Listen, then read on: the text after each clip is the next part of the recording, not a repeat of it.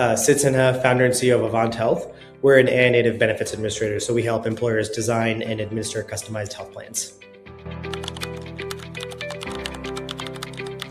Yeah, good question. I mean, de facto, it's like technically like a fractional COO, but really what I tell the team is we've got an entire operations, what I tell my team is that we've got an entire operations team. So I literally think of them as anything ops related. They're my go-to.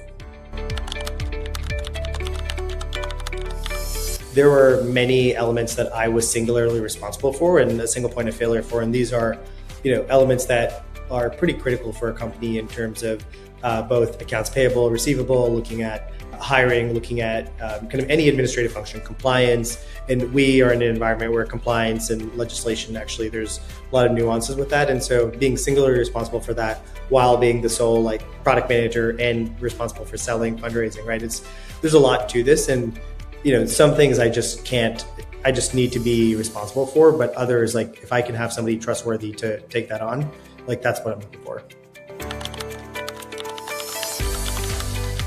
Per week, easily, my guess is 8 to 12, maybe 8 to 15 hours. And so just multiply that. Again, just there's so many nuances with what we're doing around the type of business we're in. And so that 8 to 12 is probably solid on a weekly basis. And just multiply that.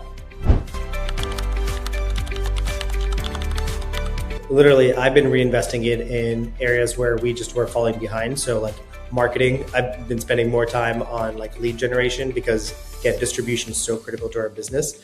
And ultimately it's do or die for our business, right? So the fact that I've been able to actually go back and spend more time selling ultimately and marketing has been critical. And then the part that had, I guess, maybe fallen by the wayside is, we don't have any product managers, and that is my background and area I'm interested in. So I've actually gotten to spend some time on product, which is on a personal level, just kind of fulfilling. It's you can do one thing. Yeah, honestly, I was considering hiring a fractional ops person. The challenge I had was then I'd have to think about what skill set this person needed to have. And, again, I think Chore actually offers a much wider scope of services than any singular person could, even because I would have hired part-time. And so I would have hired somebody fractional, but I would have had to take on more work than I am taking on now. I would probably take all of our discussions with the Chore team, anything I can remember, try to put it in some vibe coding app and see if they can build something to that extent. But this is some things are longer term. I believe many things can be done augmented with AI, right? But the way Chore, again, the scope of services that Chore manages is just so critical to have humans in the loop, again, because there's compliance, there's other ramifications. But great question. I honestly do not know. I would have to go find somebody and hire somebody probably full-time at this point, given the stuff that Chore has taken on. I can only put 100% to so many things, and the things that Chore has taken on, I clearly was not putting 100% to, but the fact that somebody's doing it and doing, a phenomenal job, they're putting their best effort towards it, is actually kind of cool to see the company be, how that elevates the overall company's, just how it amplifies the overall company culture in particular, right? Just given the operational nature.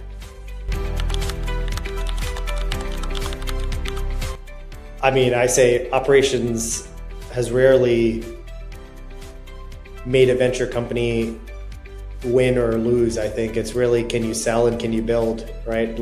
Operations is a mandatory, call it mandatory BS, a mandatory element of what needs to exist, but that's not what's going to drive a company to fail or succeed.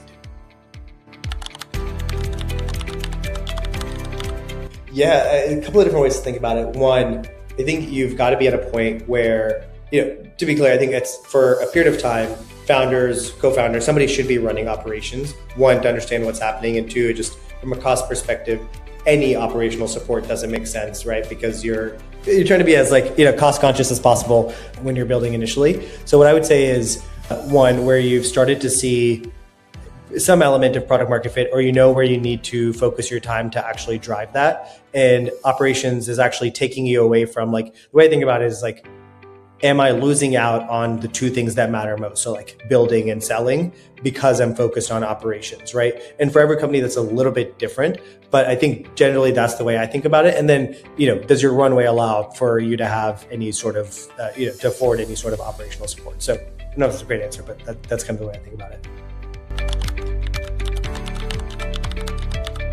Yeah, I mean, one of the things that's massive for me and why I'm like recommending kind of all my founder friends to go Chore is, it's one thing to offer, call it fractional ops support just generally, and that can be a wide variety of things.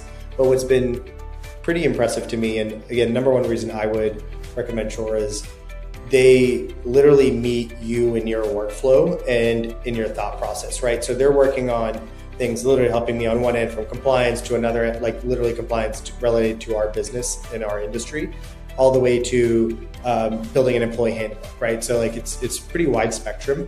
And then the way they communicate and the way I'm interacting with them is solely based on my schedule, based on my preferences. And that for a founder, I think is really important, right? To minimize the context switching and just minimize friction, period, right? You run into friction every hour of every day. So anything that minimizes it is critical. And I think that's been the best part about Chore.